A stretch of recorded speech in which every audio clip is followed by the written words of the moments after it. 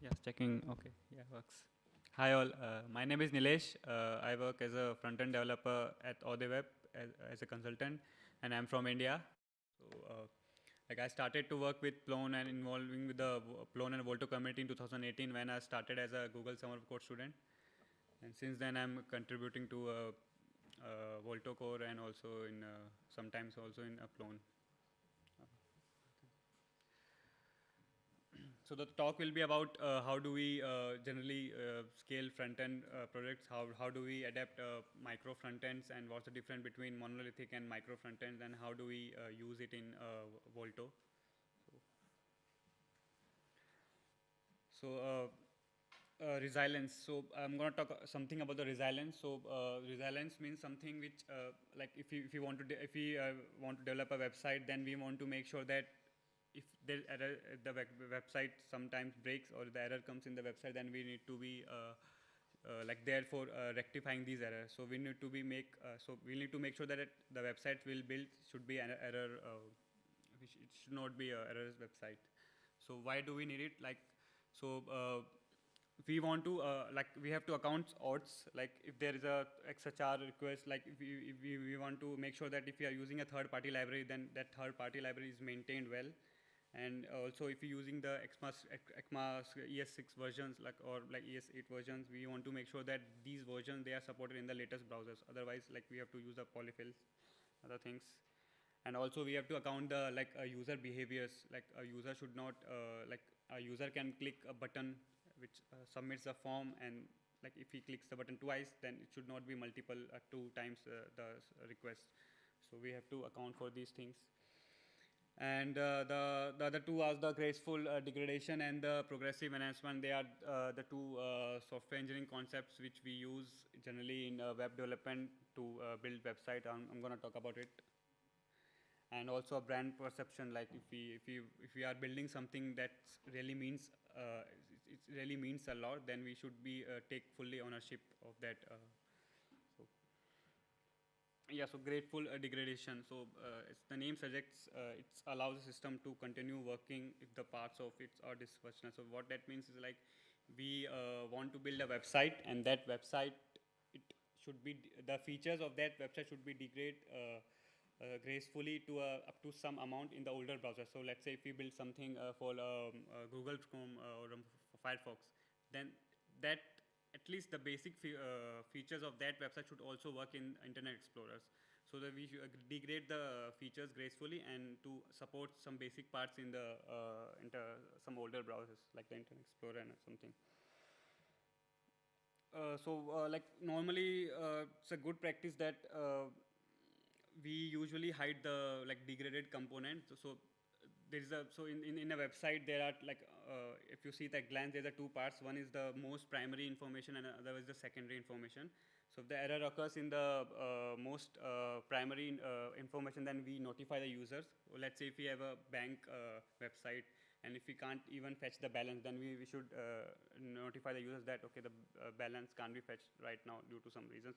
But if there is a secondary information like let's say the notification, then at least we should not we should hide the degraded that component, and we should not throw the errors. So because it's a secondary information. So so it's like a decision tree. Progressive enhancement. So it's also a methodology which is, you could say, it's a opposite of graceful degradation.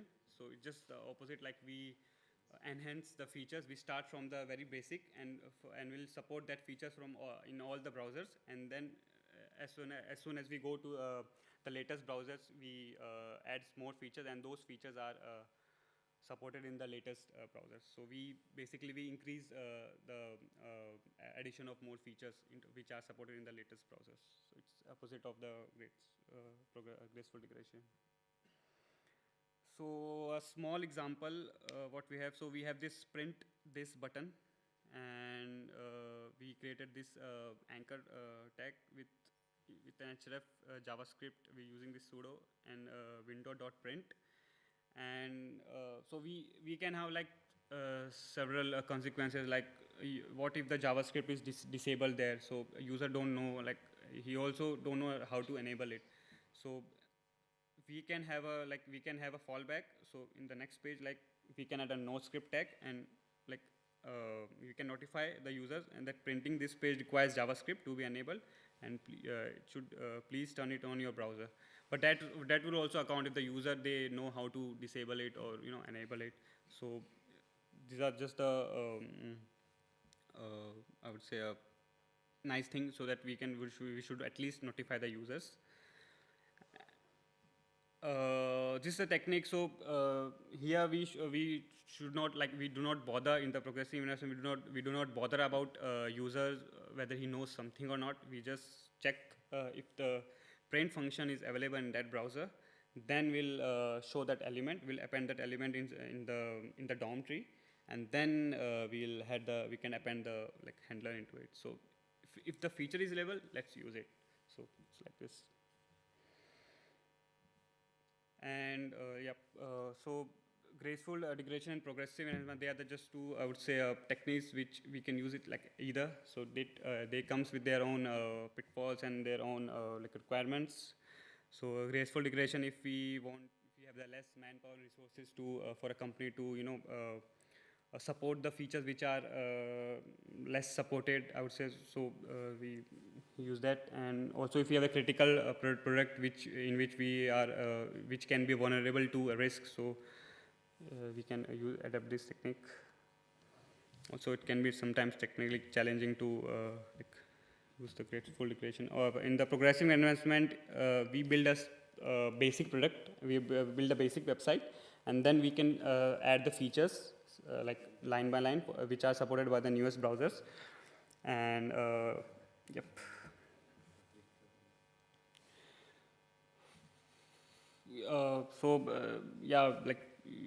The greatest developers say that the best type of error is one that doesn't happen.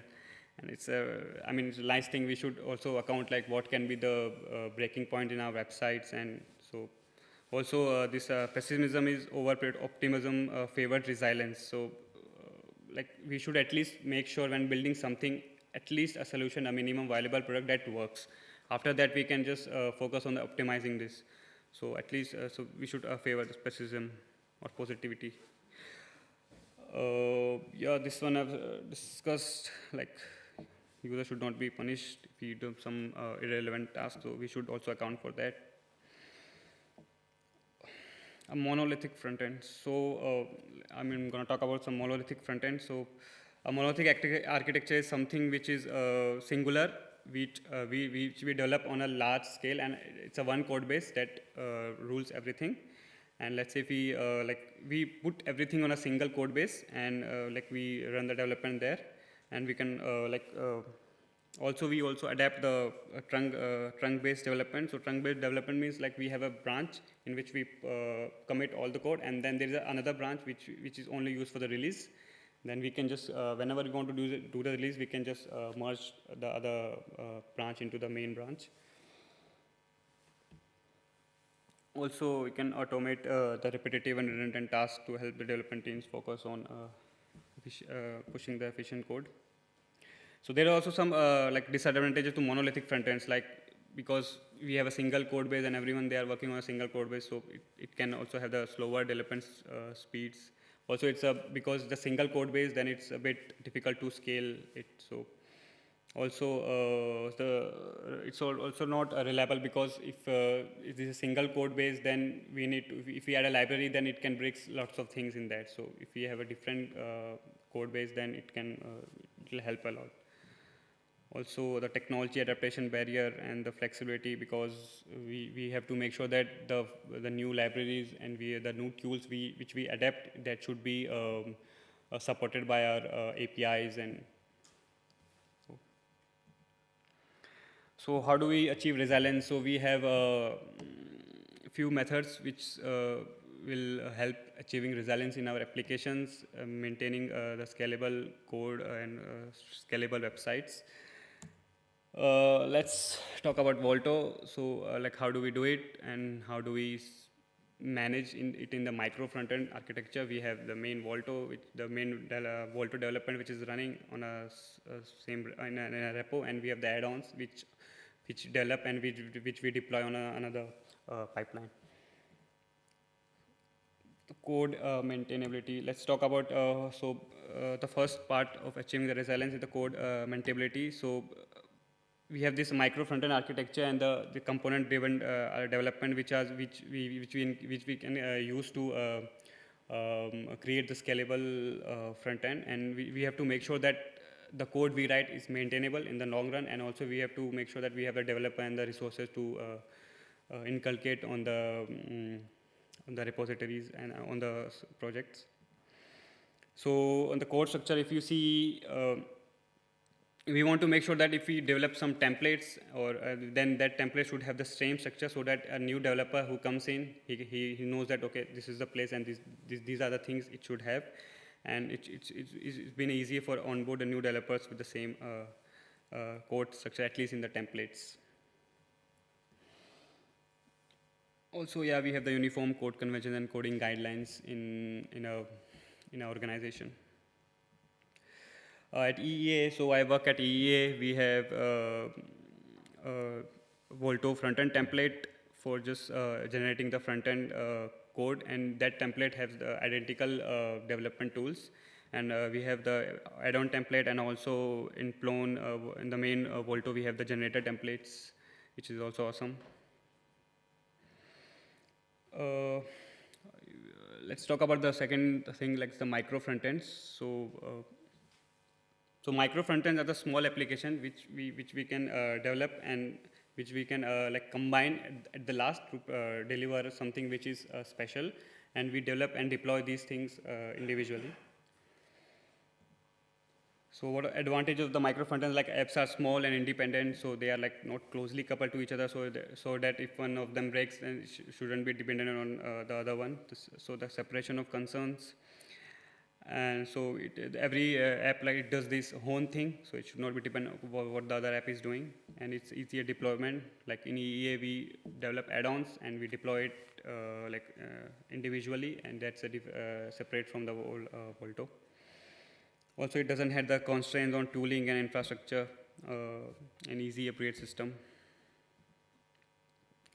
Yeah, small workflow of like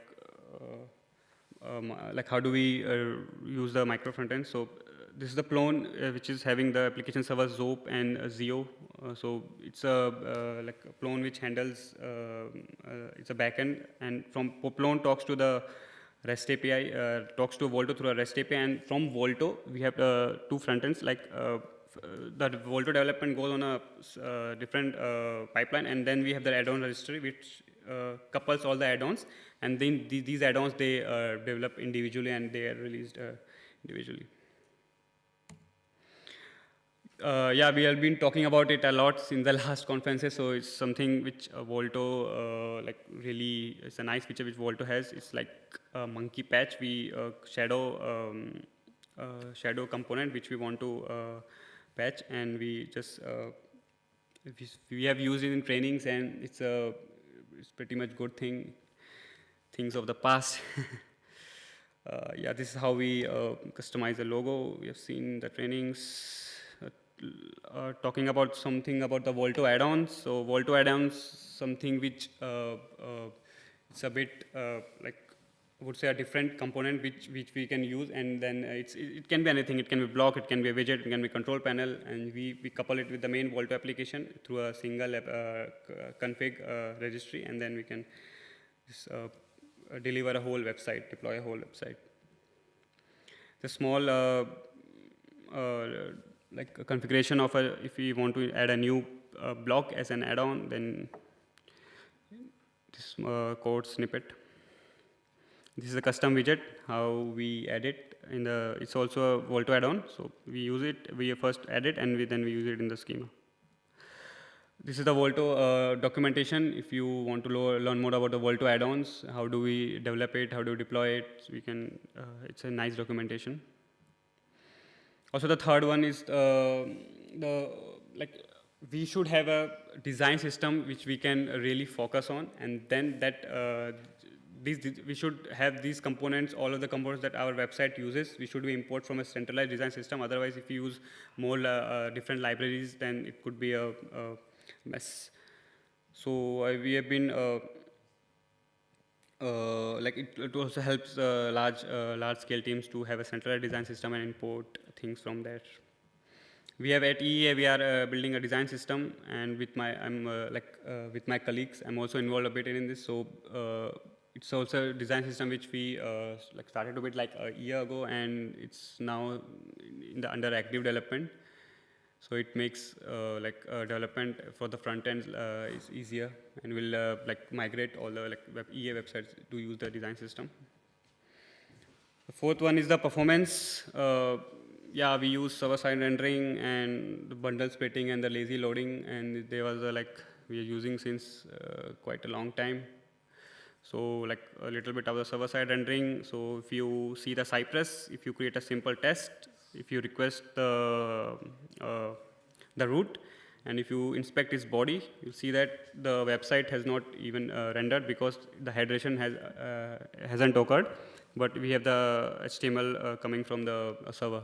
So after that, the hydration occurs and the client side takes over. So the one is the observability is the last one. So when we deploy the website, we should make sure that our website runs good. We should continuously monitor the errors, and for that, we use at EA we use the Sentry and the other tools like Lowerball. We use Sentry in EA to continuously monitor and logging the error system if we have it. And it really makes life easier to identify the errors in production. It also shows this nice tracebacks in the errors and like what if you have it. Yep, thank you.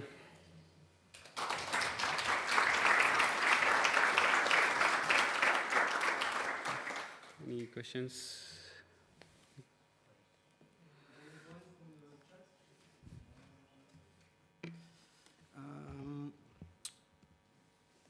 Question, Volto frontend have a large JavaScript bundle size. This results in poor performance in unreliable mobile networks. Any tips in optimized delivery of JS bundles in the real world? Any tips for to reduce the bundle size? Yes. Yeah, so we have the Webpack, which usually cares of which splits the bundle out of it. So we can, if you want, like every add-on, you can alter the result configuration. Result is just the Webpack centralized config. You can you can add your own plugin, and you can alter the Webpack configuration in an add-on, and you can split the bundles. And one more thing, if you want to, if you have a big library, then you can also lazy load it in a different bundle. If you think the library is big and should not be included in a single bundle, you can lazy load it, and we have several helpers in Volto for it. That could